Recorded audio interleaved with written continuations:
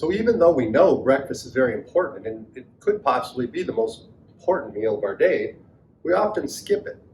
So we're going to talk a little bit about why that is. Well, first of all, how do you feel when you skip breakfast? Maybe you don't notice if you don't eat breakfast very often. Maybe compare the difference between when you do and when you don't.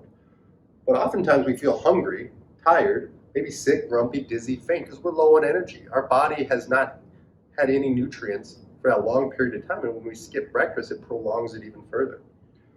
What might be some reasons kids your age might skip breakfast? Let's talk about barriers to eating breakfast. Maybe if we identify some of the things that stop us from eating breakfast, it'll help us overcome those things. But what are some examples of reasons that maybe you skip breakfast sometimes?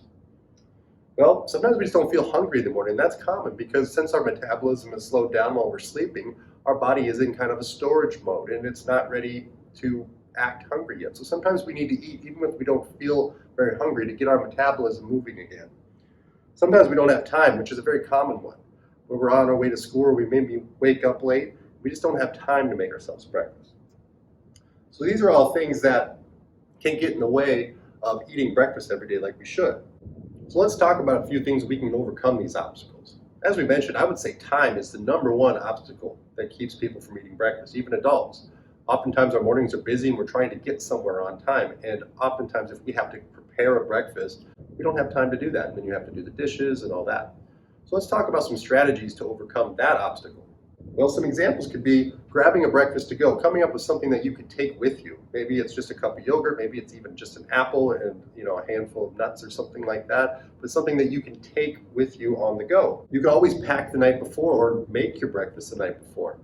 Maybe oftentimes, you could put together the breakfast and meal plan ahead of time and put those breakfasts in the fridge overnight so that you can just grab them in the morning and eat them quickly.